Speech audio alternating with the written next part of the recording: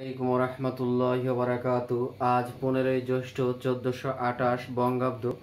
আমি ফরহাদ আজকে হাজির হয়েছি নবম দশম শ্রেণীর শিক্ষার্থীদের জন্য বাংলা সাহিত্য থেকে মোহাম্মদ শহীদুল্লাহ পল্লী সাহিত্য নামক প্রবন্ধটি এর আজকে উপস্থাপন করব দ্বিতীয় পর্ব। তোমাদের সকলকে স্বাগত জানাচ্ছি। গত ক্লাসে উপস্থাপন করেছিলাম অতীতের সঙ্গে আমাদের সম্বন্ধ লোপ করে দিচ্ছে 50 পৃষ্ঠা। আজকে এরপর থেকে উপস্থাপন করব যদি আজ বাংলার সমস্ত রূপকথা সংগৃহীত হতো, এই থেকে। তো আজকেও ব্যতিক্রম কিছু ডাক খনার বচন যেটা এগুলি বলবো। যেমন আমাদের জীবনে একবার হলেও আমাদের লোকশিল্প জাদুঘর যেথায় অবস্থিত সোনারগাঁ একবার যাওয়া উচিত। আমি কে, আমার কি আছে, কি আমার ঐতিহ্য, এই সম্পর্কে খুব সহজে জানা যায়। ওখানে লোকশিল্প জাদুঘর আছে, সেখানে অনেক কিছু জানা যায়। তো ওইখানে আমি আর একটা খনার বচন লেখা দেখেছিলাম, গাই দিয়া বায় হাল দুঃখ তার চিরকাল। পরে আমি জানতে পারি এটা খনার বচন। ঘোল কুল কলা তিনে নাশে গলা, ফল খেয়ে জল খায় জম বলে আয় আয়, খনা ডাকিয়া কন রোদে ধান ছায়ায় পান।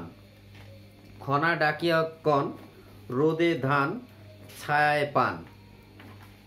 তো এবার পাঠে চলে যাচ্ছি। পরবর্তী যে পর্বটা উপস্থাপন করব ওই সময়ে আবার কিছু খনার বচন ডাক বলবো, প্রবাদ বলবো। যদি আজ বাংলার সমস্ত রূপকথা সংগৃহীত হতো। রূপকথা বলতে বোঝায় কাল্পনিক কাহিনী। তবে কোনো প্রত্নতাত্ত্বিক গবেষণা করে দেখিয়ে দিতে পারতেন যে বাংলার নিভৃত কোণের কোনো পিতামহী মাতামহীর গল্প ভারতীয় উপমহাদেশের অন্য প্রান্তে কিংবা ভারত উপমহাদেশের বাইরে সিংহল, সুমাত্রা, জাভা, কম্বোডিয়া প্রভৃতি স্থানে এমনিভাবে প্রচলিত আছে। তো এর ভেতরে অনেক শব্দার্থ আসছে, একটু খেয়াল করি। প্রচলিত আছে এই পর্যন্ত। প্রত্নতাত্ত্বিক বলতে বোঝায়, প্রত্নতাত্ত্বিক হলো আর্কিওলজিক্যাল, ইংরেজিতে বলে আর্কিওলজিক্যাল। প্রত্নতাত্ত্বিক বা পুরাতত্ত্ববিদ মানে পূর্বের বিষয় নিয়ে যে গবেষণা করে। গবেষণা শব্দটা হলো রিসার্চ, এটা সংস্কৃত শব্দ, অর্থ হলো তত্ত্বানুসন্ধান। এরপর নিভৃত অর্থ হলো একান্ত, অপ্রকাশিত। পিতামহী মানে ঠাকুর মা, দাদি, আর পিতামহ নাকি দাদা। মাতামহী মায়ের মা, নানি। পিতামহী দাদি আর মাতামহী নানি, মায়ের মা। সিংহল, সিংহ যোগ ল, এটা সংস্কৃত শব্দ। শ্রীলঙ্কা, লঙ্কা দ্বীপ বোঝায়। সুমাত্রা, ইন্দোনেশিয়ার দ্বীপ। এখানে জনগণ আছে 5 কোটি। সুমাত্রা বোর্ডে লিখে দেব, সমস্যা নেই। আয়তনে পৃথিবীর 6ষ্ঠ দ্বীপ। পৃথিবীতে যত দ্বীপ আছে এর ভিতরে 6ষ্ঠ দ্বীপ এইটা, সুমাত্রা। জাভা হলো ভারত মহাসাগরের একটি দ্বীপ, জাভা। জাকার্তা এই দ্বীপেই, মানে কি জাকার্তা হলো ইন্দোনেশিয়ার রাজধানী এই দ্বীপেই, কিন্তু কিছু অংশ জুড়ে আর কি। কম্বোডিয়া, COMBODIA, কম্বোডিয়া দক্ষিণ পূর্ব এশিয়ার একটি দেশ, রাজধানী নমপেন। দক্ষিণ পূর্ব এশিয়ার একটি দেশ, রাজধানীর নাম নমপেন। বৌদ্ধ ধর্মী মানুষ রয়েছে এখানে 98.2%। লিথুয়ানিয়া,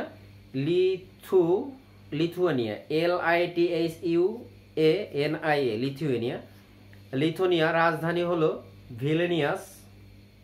ভিলনিয়াম। উত্তর পূর্ব ইউরোপের একটি রাষ্ট্র, এটা বেলারুশ সীমান্ত অবস্থিত। এরপরে চলে যাই সামনে।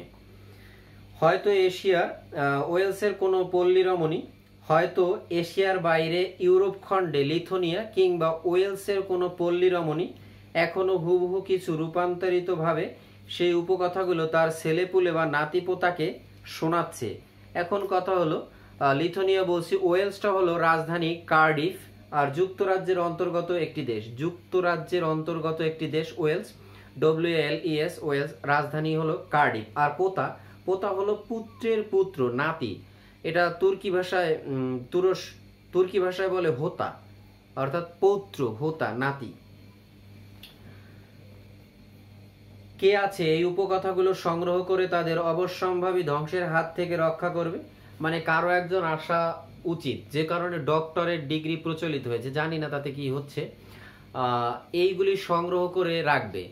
আমাদের পল্লীকবি জসিমউদ্দিন ডক্টর দীনেশ চন্দ্র সেনের সাথে মিলে বাঙালি গল্পের অনেক ছোট ছোট গল্প আছে যা আমরা আজকাল শুনি বাঙালিদের, এগুলি উনি সংগ্রহ করে রাখছেন। আর কলকাতায় রেখেছেন আমরা জানি দক্ষিণারঞ্জন মিত্র মজুমদার, ভদ্রলোক সম্পর্কে বলবো সামনে। অবশ্যম্ভাবী ধ্বংসের হাত থেকে রক্ষা করবে, কারণ আধুনিক কর্মনাশা স্রোতে একসময় এগুলি হারিয়ে যাবে, এই জন্য এগুলো সংগ্রহ করে রাখা প্রয়োজন। অবশ্যম্ভাবী যা নিশ্চয়ই ঘটবে, অর্থাৎ এক সময় না এক সময় এটা ধ্বংস হয়ে যাবে, মানুষ এটা জানবে না যে এই যে ডাক, খনার বচন, প্রবাদ এগুলি কি। ইউরোপ আমেরিকা দেশে বড় বড় বিদ্বানদের সভা আছে যাকে বলা হয় ফোকলোর সোসাইটি। তাদের কাজ হচ্ছে এইসব সংগ্রহ করা এবং অন্য সভ্য দেশের উপকথার সঙ্গে সাদৃশ্য নিয়ে বিচার করা। এগুলো নৃতত্ত্বের মূল্যবান উপকরণ বলে পণ্ডিত সমাজে গৃহীত হয়। এখন কথা হলো বিদ্বান, বিদ যোগ বস, এভাবে সংস্কৃতে গঠিত, এর অর্থ হলো শিক্ষিত, জ্ঞানী।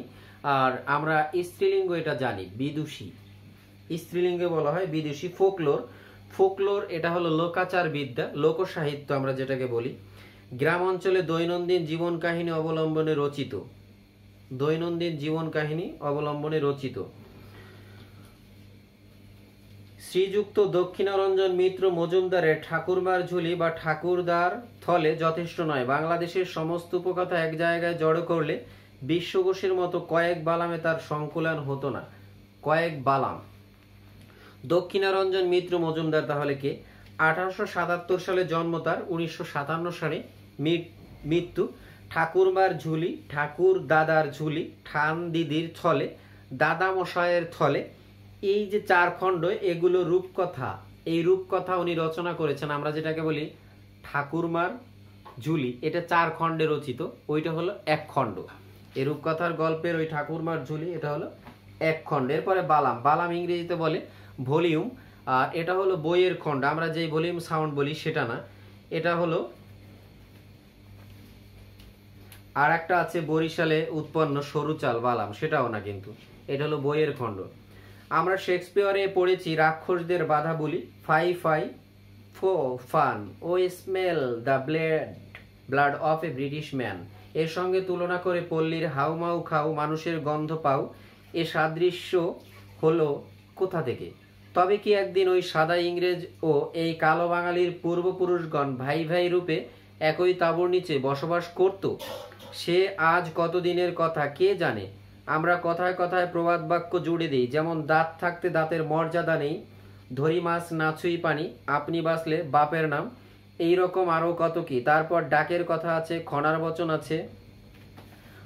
বচন আছে। এখন স্মেল কি? গন্ধ, এটা নাউন। সমার্থক হলো ফ্লেভার, সেন্ট, ব্লাড, রক্ত, নাউন, ইংরেজিতে বলে গোর। সমার্থক তাবু, ইংরেজিতে বলে টেন্ট, এটা আরবি শব্দ তম্বু থেকে আসছে। খুঁটির সঙ্গে দড়ি বেঁধে সহজে খাটানো যায় এমন মোটা কাপড়ের অস্থায়ী ঘর। আর ডাক হলো তুর্কি ডহক থেকে আসছে, এটার অর্থ হলো চিঠিপত্র বহনকারী গাড়ি। তবে এই ডাক আর ওই ডাক এক না, এই ডাকটা হলো প্রচলিত যে বাক্য আছে সুন্দর সেগুলি। তারপরে খনা হলো জ্যোতিষ ও গণিত শাস্ত্রে পারদর্শী প্রাচীন বাংলার প্রবাদ প্রতিম নারী, এ সম্পর্কে আমাদের জেনে রাখা জরুরি আসলে। আর প্রবাদ, ইংরেজিতে বলে প্রভার্ব, বহুকাল যাবৎ প্রচলিত উপদেশমূলক উক্তি। সামনের দিকে আগাই নাকি? যেমন ধরুন, কলা রুয়ে না কেটো পাত, তাতেই কাপড় তাতেই ভাত। আসলে এর অর্থ কি এইটা যদি বলি অনেক সময় লেগে যাবে। প্রবাদ বাক্যে এবং ডাক ও খনার বচনে কত যুগের ভূ দর্শনের পরিপক্ক ফল সঞ্চিত হয়ে আছে, কে তা অস্বীকার করতে পারে? শুধু তাই নয়, জাতির পুরনো ইতিহাসের অনেক গোপন কথাও এর মধ্যে খুঁজে পাওয়া যায়। তাহলে ভূদর্শন কি? প্রচুর দেখা ও শোনার মাধ্যমে অর্জিত অভিজ্ঞতা ভূদর্শন। আমরা আজও বলি পীরে বসে পেরোর খবর। এখন পীরে বসে পেরোর খবর কি? পীরেটা আমরা জানি যে পীরে হলে যে কাঠের তৈরি ছোট আসন, আর পেড়ো কি? পান্ডুয়া শব্দের অপভ্রংশ রূপ হলো পেড়ো। আর পান্ডুয়া একদিন বাংলার রাজধানী ছিল। আর তবে পান্ডু একদিন বাংলার রাজধানী ছিল। আর পীরে এখন আচ্ছা আর একটু আছে, পীড়া শব্দের শাব্দিক অর্থ আছে পীড়ে হলো ঘরের বারান্দা। বিশেষ করে ঘরের বারান্দা ওই যে কাঠের তৈরি আসন পেতে বসে ঘরের বারান্দায় বসেই রাজধানীর খবর পায়। এটা হলো পীরে বসে পেরোর খবর, ঘরের বারান্দায় বসে রাজধানীর খবর লওয়া। তো এই প্রবাদ বাক্যটি সেই সময়ের কথা মনে করিয়ে দেয় যখন পান্ডুয়া বঙ্গের রাজধানী ছিল। কে এই প্রবাদ বাক্য ডাক খনার বচনগুলি সংগ্রহ করে তাদের চিরকাল জীবন্ত করে রাখবে? তারপর ধরুন ছড়ার কথা, কথায় কথায় ছেলেগুলোরা ছড়া কাটতে থাকে। রোদের সময় বৃষ্টি হচ্ছে, অমনি তারা সমস্বরে ঝংকার দিয়ে ওঠে, রোদ হচ্ছে, পানি হচ্ছে, খেক শিয়ালের বিয়ে হচ্ছে। আমার মনে হয় যে ছোটবেলায় এই কথাটা বলে নাই এমন ছোট ছেলে পেলে পাওয়া যাবে না। পান্ডুয়া হলো বাংলার প্রাচীন রাজধানী। সুলতান শামসুদ্দিন ইলিয়াস শাহের আমলে পান্ডুয়ার বাংলার রাজধানী ছিল, সমস্বরে মানে সমবেত কণ্ঠে। এরপরে এর সঙ্গে সঙ্গে মনে করুন মায়ের সেই ঘুমপাড়ানি গান, সেই খোকাখুকির ছড়া, এগুলি সরস প্রাণের জীবন্ত উৎস। কিন্তু আজ দুঃখ দৈন্যে প্রাণে সুখ নেই, দৈন্যে প্রাণে সুখ নেই, ছড়াও ক্রমে লোকে ভুলে যাচ্ছে। কে এগুলিকে বইয়ের পাতায় অমর করে রাখবে? অমর করে রাখা কিন্তু জরুরি। দ্বিতীয় পর্ব আজকে এই পর্যন্ত। শব্দার্থগুলো জানতে হবে। সরস অর্থ হলো রসযুক্ত, শব্দটা গঠিত সহযোগ রস, স্ত্রী সরসা স্ত্রীলিঙ্গ, দৈন্য মানে দিন যোগ জফলা, এভাবে সংস্কৃতে গঠিত। অর্থ হলো অভাব।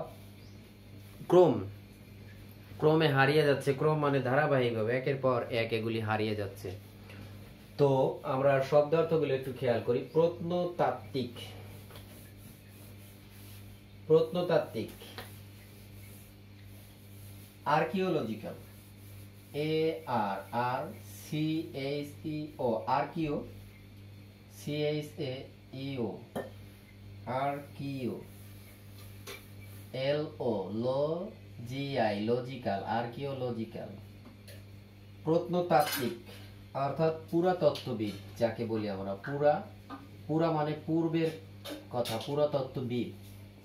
আর হলো গবেষণা, গোযোগেষণা, গবেষণা না, এটা অন্যভাবে গঠিত। গবেষ যোগ, গবেষ ধাতু যোগ অন যোগ আ, তত্ত্বানুসন্ধান, ইংরেজিতে বলবো রিসার্চ, RESEARCH,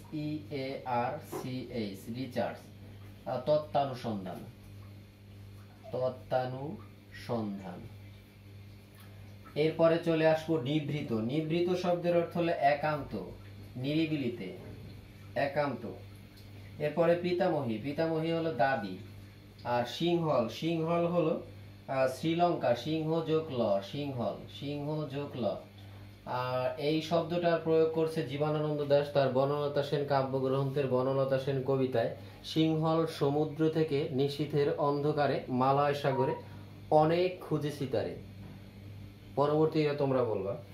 এটা হলো শ্রীলঙ্কা। এখন বর্তমান যে শ্রীলঙ্কা, লঙ্কান দের সাথে এখন খেলা চলে না। সুমাত্রা, সুমাত্রা ইন্দোনেশিয়ার একটি দ্বীপ যেখানে জনগণ 5 কোটি। ইন্দোনেশিয়ার একটি দ্বীপ, ইন্দোনেশিয়ার একটি দ্বীপ। জাভা, জাভাটা হলো জাভাটা হলো ভারত মহাসাগরের একটি দ্বীপ, ভারত মহাসাগরের একটি দ্বীপ, ভারত মহাসাগরের একটি দ্বীপ। এরপরে আছে কম্বোডিয়া। কম্বোডিয়া হলো দক্ষিণ পূর্ব এশিয়ার একটি দ্বীপ, দেশ, দক্ষিণ পূর্ব এশিয়ার একটি দেশ।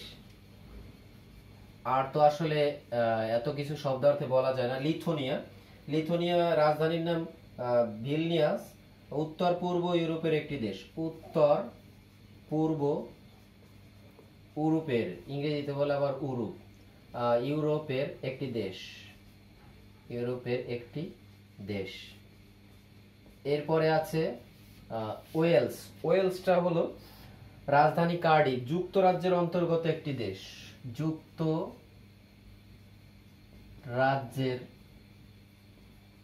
একটি দেশ, একটি অন্তর্গত একটি দেশ, অন্তর্গত শব্দটা লিখে নেই। পোতা মানে হলো নাতি, নাতি নাতনি, পোতা নাতি নাতনি। আর অবশ্যম্ভাবী, যা নিশ্চয়ই ঘটবে, হবেই, যা নিশ্চয়ই নিশ্চয়ই ঘটবে, অবশ্যম্ভাবী। এরপরে আছে বিদ্যান। বিদ্যান শব্দটা কিভাবে গঠিত সেটা জানার দরকার না, যে বিদ্যান বলতে বোঝায় শিক্ষিত, আর স্ত্রীলিঙ্গে বলে হলো বিদুষী। এখানে লিখি স্ত্রী, বিদুষী। ওকে। ফোকলোর, ফোকলোর মানে হলো লোকসাহিত্য, লোক সাহিত্য, লোক সাহিত্য। আর দক্ষিণারঞ্জন মিত্র মজুমদার একজন বাঙালি সাহিত্যিক, যিনি ঠাকুরমার ঝুলি নামে একটা রূপকথা রচনা করছেন, যার খণ্ড আছে 4টি। সেই 4টি খণ্ডের প্রথম খণ্ড ঠাকুরমার ঝুলি, আরো আছে ঠাকুর ঠান দিদির থলে, ঠাকুর দাদার থলে, দাদা মশাইয়ের থলে, এই নিয়ে 4 খণ্ড। এই ভদ্রলোক জন্মগ্রহণ করেন 1877, 1957 জন্মগ্রহণ করেন আর মৃত্যুবরণ করেন, বাঙালি সাহিত্যিক। বালাম ইংরেজিতে বলে এটা ভলিউম না, বইয়ের খণ্ড, বইয়ের খণ্ড। এরপরে আছে স্মেল। স্মেল অর্থ হলো গন্ধ। ঠিক আছে, গন্ধ 2 প্রকার আছে না, একটা সুগন্ধ, একটা দুর্গন্ধ। তাহলে এই গন্ধটা কি বলবো, তাহলে গন্ধটা কি বলবো, কি এটা হলো নাউন, NOUN, নাউন। আমরা যেটাকে বলি এই ফ্লেভার, FLAVOUR, ফ্লেভার। আরো আছে সেন্ট। ব্লাড মানে হলো রক্ত, এটা সবাই জানি, কিন্তু এটা পদগত দিক থেকে এটাও নাউন। আর সমার্থক শব্দ যদি বলি, সমার্থক শব্দ হবে গোরে, GORE, গোরে। আর তাবু, তাবুটা হলো ইংরেজিতে বলে টেন্ট, TNT, টেন্ট। আর আরবি শব্দ তম্বু থেকে আসছে, তম্বু। আর তাবু বলতে আমরা জানি যে একটা মোটা কাপড়, যেটা চারিদিকে খুঁটি গেড়ে টাঙাতে হয়। এরপরে আছে কিছু শব্দার্থ, একটু খেয়াল করতে হবে।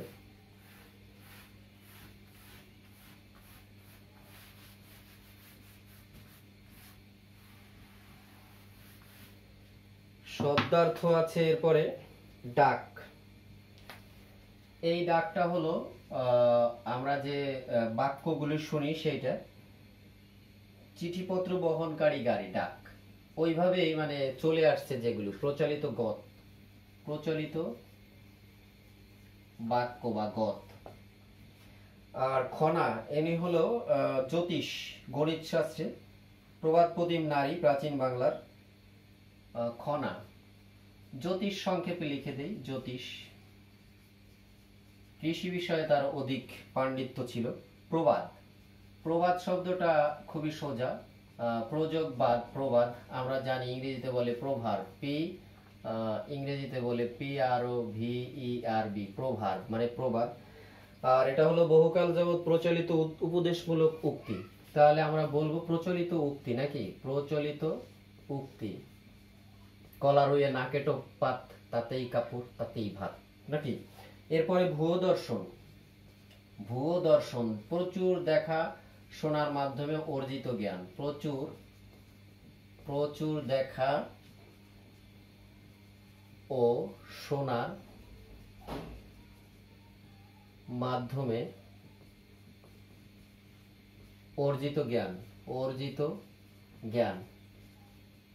মানে এগুলি বয়স্করা লিখে গেছেন, আমাদের এগুলি জানতে হয়। আর পেরো, পেরোটা মুখে বলে দিই, পান্ডুয়া শব্দের অপভ্রংশ রূপ হলো পেরো। আর এখানে পীড়ে বসে পেরোর খবর হলো বারান্দায় বসে রাজধানীর খবর নেওয়া, এইটা। আর পান্ডুয়া বাংলার প্রাচীন রাজধানী ছিল সুলতান শামসুদ্দিন ইলিয়াস শাহের আমলে। আর পান্ডুয়া সমস্বর, সমস্বর অর্থ হলো সমবেত কণ্ঠ, সমস্বর। সকলে সমস্বরে একরাশ ঘৃণা ভরে বলে ওঠে চোর চোর, সমবেত কণ্ঠে। নচিকেতার গান, সমবেত কণ্ঠে। এরপরে আছে সরস। সরস ইংরেজি স্ত্রীলিঙ্গে বলবো হলো সরসা, সরসা। এগুলি জানা দরকার। শব্দটা গঠন হয়েছে সহ যোগ রস, এভাবে। আর রস অর্থ হলো রসযুক্ত, রসযুক্ত, রসালো, রসমালাই।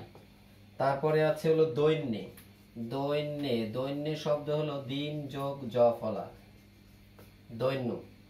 আর এটার অর্থ হলো অভাব। তারপরে আছে ক্রোম। ক্রোম অর্থ হলো ধারাবাহিক, একের পর এক, ধারাবাহিক ভাবে। আর একটা শব্দ নাই। আজকে এই পর্যন্ত। পরবর্তীতে আবার বাকি পর্ব এবং গত, ধাঁধা, তারপরে কি ডাক, খনার বচন, প্রবাদ নিয়ে দেখা হবে। সেই পর্যন্ত ভালো, সুস্থ, সুন্দর থেকো। আল্লাহ হাফেজ।